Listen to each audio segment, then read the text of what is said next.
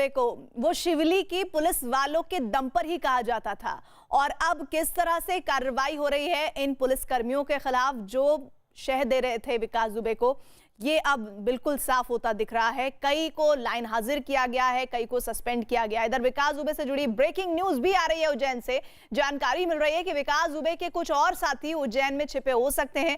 बताया जा रहा है कि उज्जैन में लखनऊ के नंबर वाली 2 और गाड़ियां मिली हैं, जिसके बाद ये कहा जा रहा है कि विकास दुबे के कुछ और साथी उज्जैन में ही मौजूद है, जिनकी तलाश तेज कर दी गई है। राजीव, ये जो यूपी 32 है ना, इन गाड़ियों का सिलसिला थम नहीं रहा है उज्जैन में।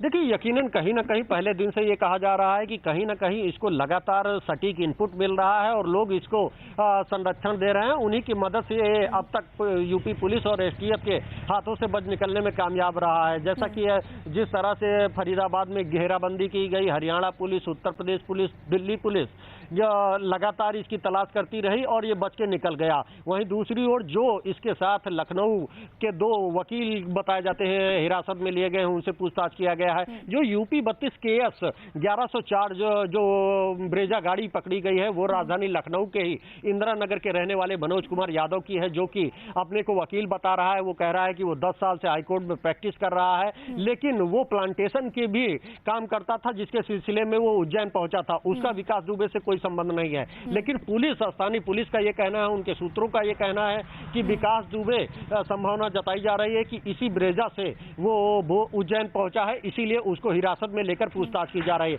साथ ही साथ अभी जो लेटेस्ट अपडेट मिल रही है कि कई और यूपी 32 नंबर की गाड़ियां लखनऊ से मिली हैं, उनके मालिकों की तलाश की जा रही है और राजधानी लखनऊ में उनके घरों पर भी पुलिस द्वारा दबिश दी गई है। इससे पहले मनोज यादव के यहाँ लखनऊ पुलिस ने दबिश देकर पूछताछ की है। उनके घर में मनोज यादव की पत्नी से पूछताछ की गई है, उनके अन्य परिजनों से पूछताछ की गई है कि आखिर क्या कारण था कि मनोज यादव उज्जैन गया है, किस काम से गया है। तो उनका यही कहना था कि ये प्लांटेशन का एक वर्क है जो एक लंबे समय से वो लोग कर रहे हैं, उससे गया। लेकिन कहीं ना कहीं ये इत्तेफाक नहीं हो सकता है कि जिस वक्त विकास दुबे की गिरफ्तारी होती है, उसी वक्त लखनऊ के 2 शख्स उसी के साथ गिरफ्तार किए जाते हैं और वही गार्ड जो विकास दुबे को पकड़ते हैं, वही गार्ड इन वकीलों को पुलिस के सुपुर्द करते हैं। तो कहीं ना कहीं ये साफ है कि कुछ ना कुछ जरूर लखनऊ से इसको अब असल तस्वीर ये है कि विकास दुबे के पाप का घड़ा भर चुका है। उज्जैन पुलिस ने 2 वकीलों को भी हिरासत में लिया है। पुलिस को शक है कि लखनऊ से ये दोनों वकील विकास के सरेंडर के लिए लखनऊ से आए थे।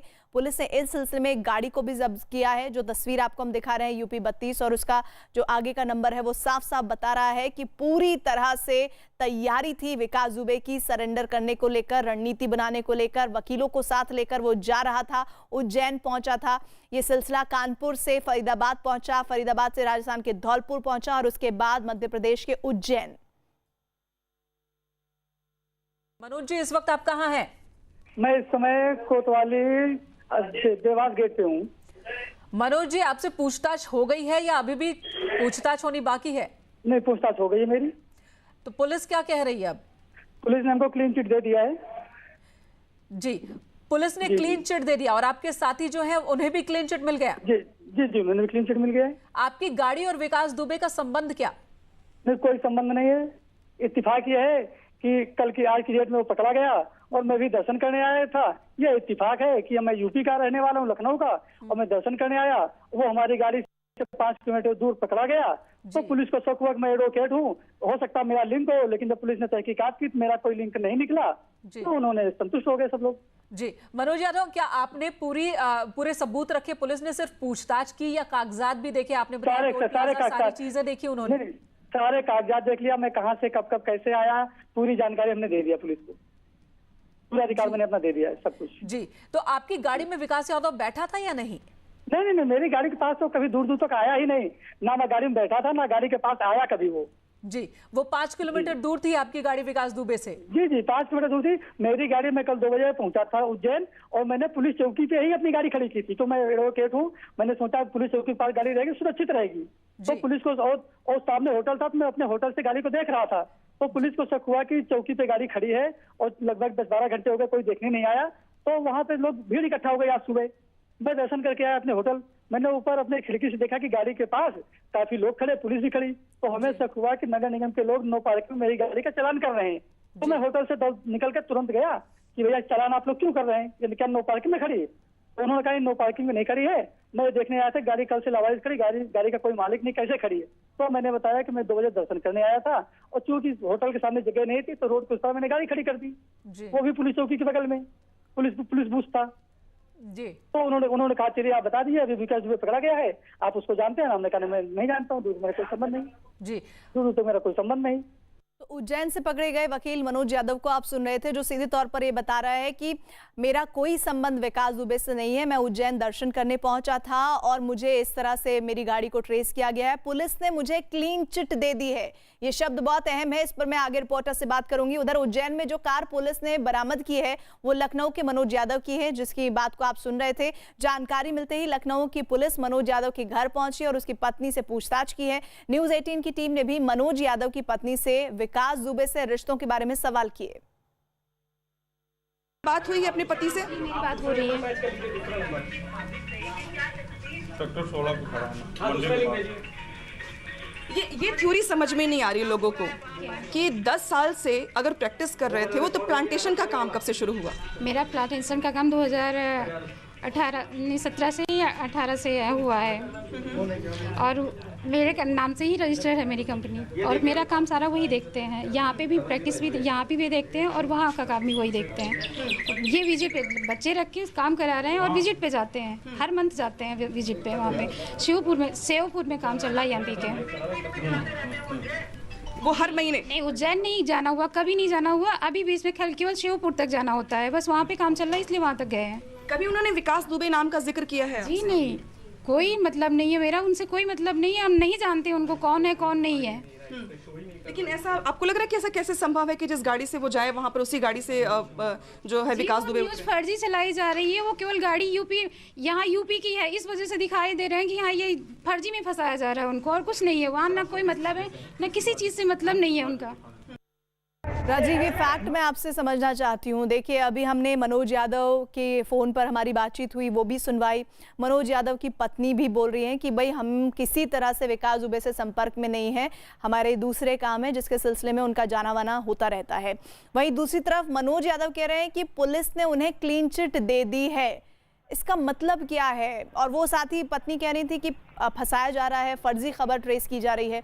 इस बारे में भी बताइएगा।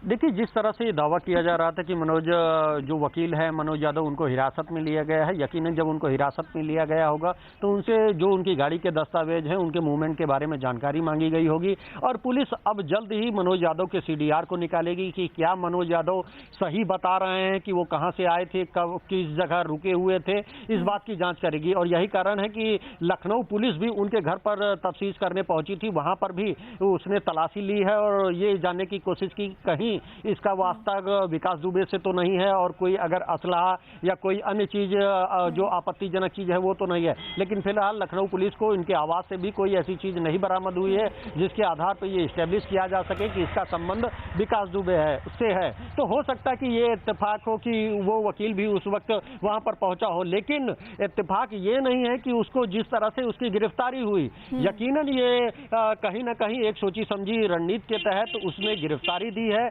और कुछ लोग जो अन्य लोग हैं, जो अन्य साथी हैं, वो लोग भी उज्जैन में मौजूद हैं। जैसा कि हमारे सहयोगी बता रहे थे कि कुछ 1-2 व्यापारी हैं जिसका विकास दुबे से एक संबंध था, तो हो सकता है कि उसके जरिए भी उसको मदद पहुंचाने का वादा किया गया हो, उसको बुलाया गया हो। तो इन तमाम पहलुओं पर उज्जैन पुलिस लगातार जांच कर रही है, पूछताछ कर रही है और अब से कुछ देर बाद यूपी पुलिस की जो STF टीम है वो भी वहां पर पहुंच जाएगी और वो भी फिर सिलसिलेवार तरीके से, चाहे वो मनोज यादव हो या जो दूसरा वकील वहां पर हिरासत में लेकर उससे पूछताछ की गई है, तो उसके गाड़ी से जुड़े दस्तावेज, उसके मूवमेंट से जुड़ा दस्तावेज, उसकी CDR खंगाली जाएगी और ये कोशिश की जाएगी कि ऐसा तो नहीं ये मनोज यादव झूठ बोल रहा हो। अभी फिलहाल भले ही ऐसा लग रहा है कि मनोज यादव अपने आप को पाक साफ बता जा रहा है राजीव, लेकिन सच्चाई सीडीआर यानी कॉल डिटेल रिकॉर्ड के जरिए सामने आएगी।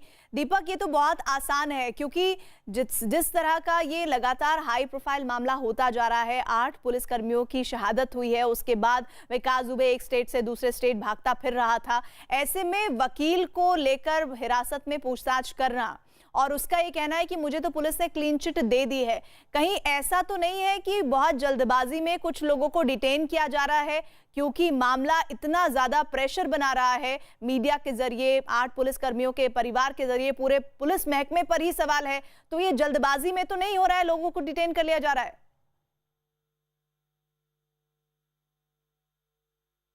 दीपक,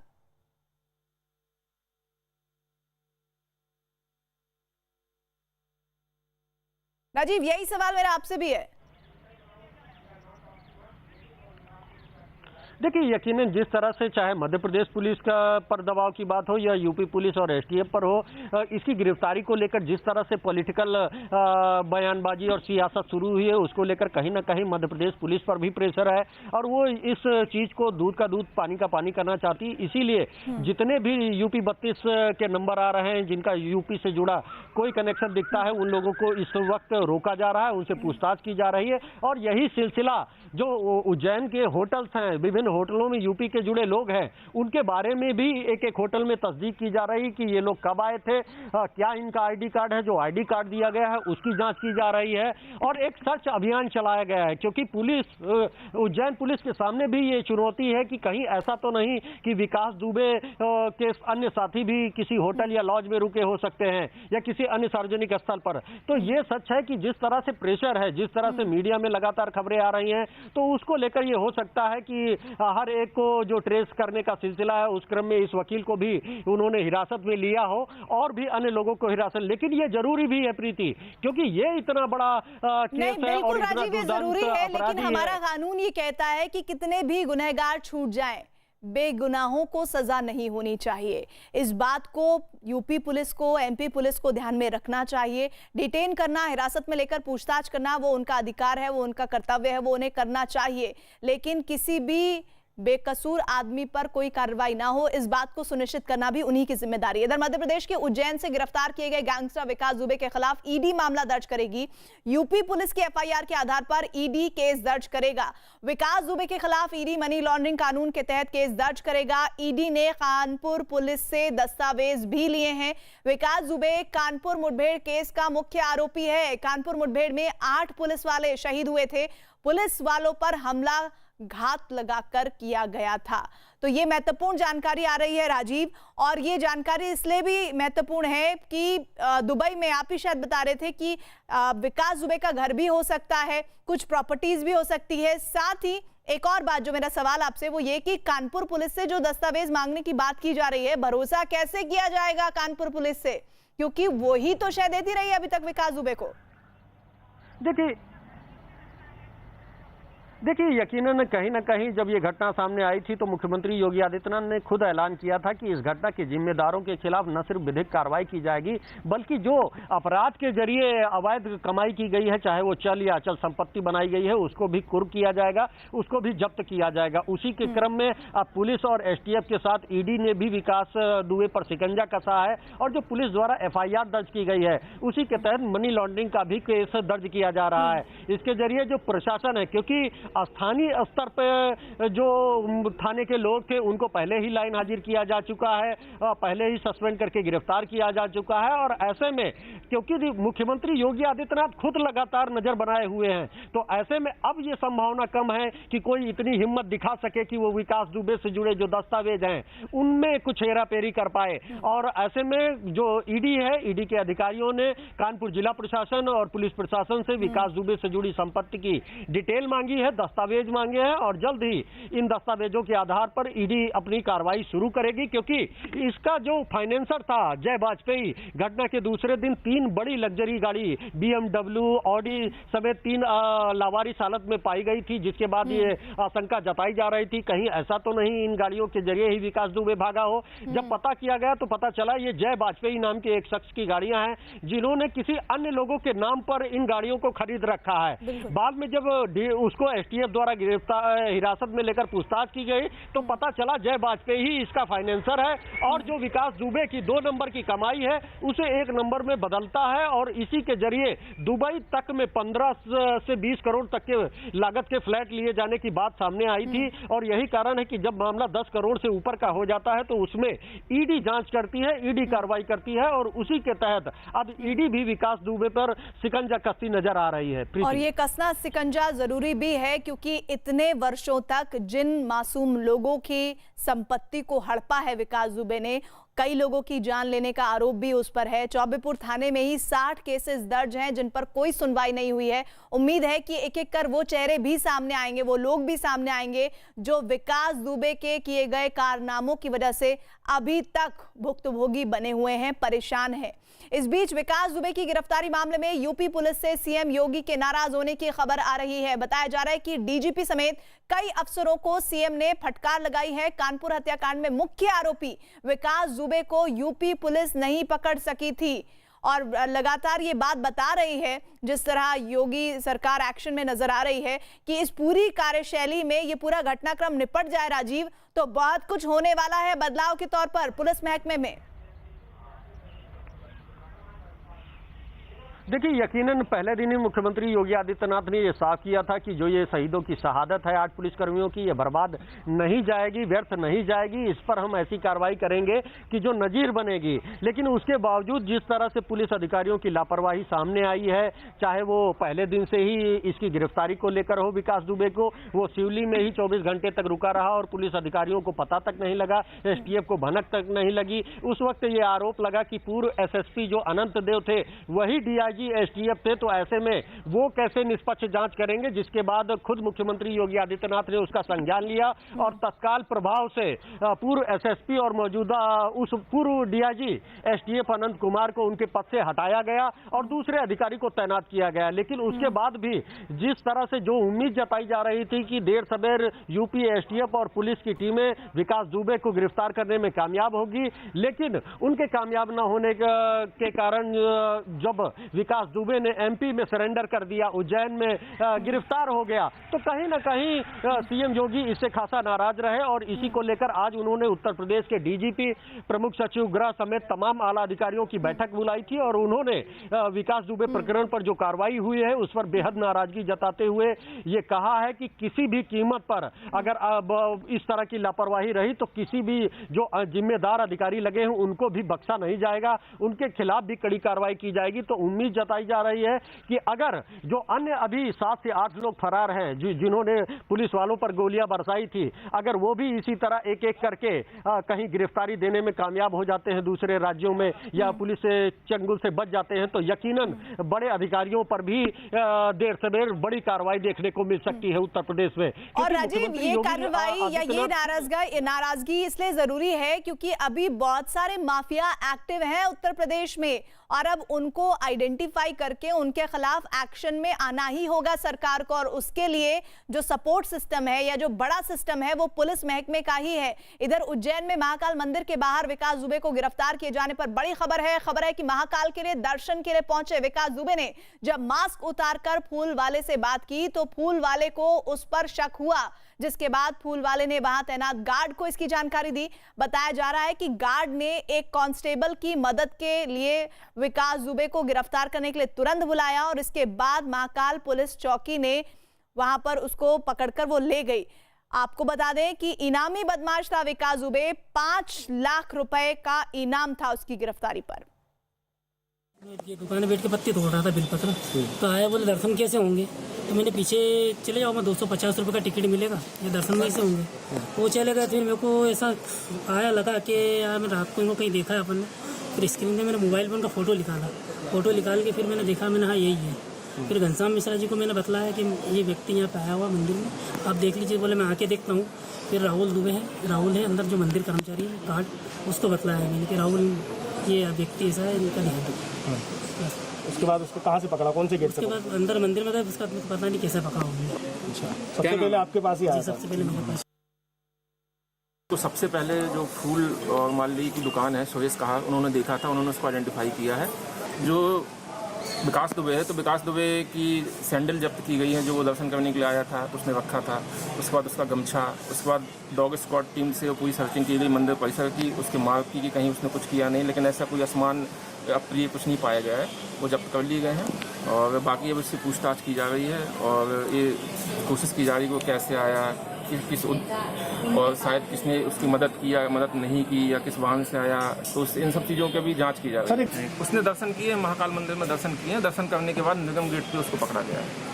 विकास दुबे की गिरफ्तारी के बाद पुलिस जांच के लिए महाकाल मंदिर पहुंची। पुलिस ने महाकाल मंदिर के जूता स्टैंड से विकास की जूते चप्पल बरामद किए हैं। साथ ही पुलिस ने महाकाल मंदिर के पीछे लॉकर रूम से विकास दुबे का एक बैग बरामद किया है। पुलिस ने विकास दुबे के बैग से चाकू और कुछ कपड़े मिलने का दावा किया है। मनोज शर्मा हमारे साथ हमारे सहयोगी जुड़े हैं। मनोज, ये बात कही जा रही थी कि जब वो गिरफ्तार हुआ तो उसके पास कोई हथियार नहीं था, लेकिन उसके बैग से चाकू बरामद हुआ है, चाकू बरामद हुआ है। ये बताता है कि वो अगर उसके ऊपर किसी तरह का हमला होता उसके लिए तैयारी के साथ आया था। लेकिन मंदिर परिसर में मैं आपको बता दूं कि मंदिर परिसर में किसी तरह की जो हथियार लेकर जाने की इजाज़त नहीं होती, उसके पहले ही वहां पर चेकिंग होती है। तो जाहिर तौर पर वो अपने बैग में चाकू रख कर गया था। इसके अलावा उसके पास और भी हथियार विकास के साथ पास बरामद हुए हैं, ऐसा पुलिस ने बताया है। लेकिन अभी पुलिस इंतजार कर रही है इस बात का कि क्योंकि यहाँ की जो पुलिस है उसका काम था डिटेन करना। एक वांटेड कुख्यात अपराधी जो वांटेड था उसको डिटेन करने का काम उज्जैन की पुलिस ने किया है। लेकिन उज्जैन की पुलिस कह रही है कि अब उन्हें इंतजार है कि जैसे ही STF आती है तो वो अपनी कार्रवाई, ट्रांजिट रिमांड की कार्रवाई पूरी करेंगे। मैं उस गेट की तरफ दरअसल पहुंचना चाह रहा हूं कि जो गेट आपको दिखाऊंगा कि जिस गेट से वो अंदर जाने की कोशिश कर रहा था, ये शंख द्वार है। इस गेट पर आकर यहाँ पर पुलिस ने इस गेट पर विकास दुबे को एक फूल वाले ने पहचाना। फूल वाले की पहचान के बाद उसने इसकी सूचना यहाँ की जो निजी सुरक्षा एजेंसी है उसको दी। देखिए सामने वो शंख द्वार दिख रहा है। इस शंख द्वार के पास पता चला था कि विकास दुबे की पहले पता चला और जो फूल वाले ने सूचना दी, फिर निजी सुरक्षा एजेंसी को बताया गया और उसके बाद पुलिस यहाँ पर पहुंची और विकास दुबे की गिरफ्तारी की गई। अब इंतजार है यूपी STF का कि एक बार STF पहुंचे और उसके बाद ट्रांजिट रिमांड की कार्रवाई आगे हो। और 4 बजे का वक्त बताया जा रहा है कि अदालत में विकास दुबे को 4 बजे पेश किया जाएगा या फिर वीडियो कॉन्फ्रेंसिंग की जाएगी। इसमें से कुछ भी किया जा सकता है। जी बिल्कुल, जैसे आप बता रहे हैं कि 4 बजे उसकी जिला कोर्ट में पेशी होनी है, लेकिन मनोज अभी कहाँ रखा गया है? कोई इनपुट्स हैं या फिर खुफिया तरीके से अभी उसको रखा गया है कि ताकि किसी को भनक ना लग पाए?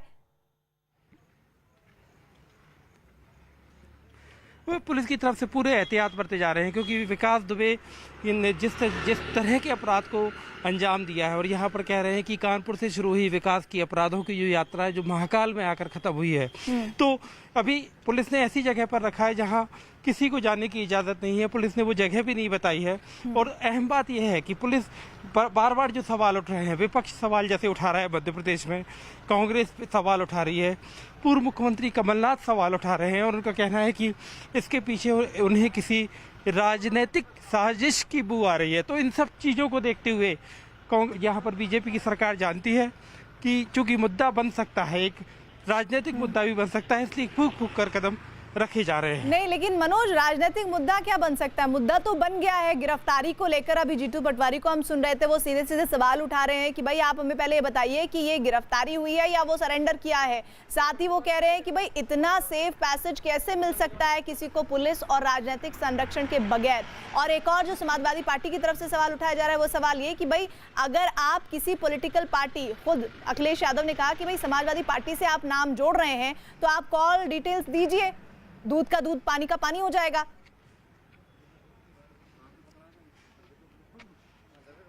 अब ये यहाँ भी कई ऐसे सवाल है, जैसे पुलिस के सोर्स कह रहे थे कि हमने मोबाइल नंबर तस्दीक कैसे की ये विकास दुबे है। एक तो तस्वीरों में आप चिल्लाते हुए देख रहे हैं कि मैं हूँ विकास दुबे कानपुर वाला। हाँ। अब ये तो विकास दुबे कानपुर वाला हो सकता है कोई तीसरा शख्स भी आकर चिल्ला दे। हाँ। तो कहा पुलिस के सूत्रों ने हमें बताया कि हमने ऐसे तस्दीक की कि उसके मोबाइल नंबर से हमने तस्दीक की। अब सवाल ये है कि क्या विकास दुबे बीते इतने दिनों से अपना मोबाइल नंबर चालू रखे था? क्या विकास दुबे का मोबाइल नंबर अगर चालू होता तो यूपी की STF जो जगह जगह खाक छान रही थी, जगह जगह घूम रही थी, उसको पता नहीं चलता? ये तमाम सवाल है जो आगे चलकर यूपी के चीफ मिनिस्टर खुद फटकार लगाई है कि भाई आप कैसे गिरफ्तार नहीं कर पाए, ये यूपी के बॉर्डर क्रॉस कैसे कर गया। इस पर मैं आगे बातचीत करूंगा।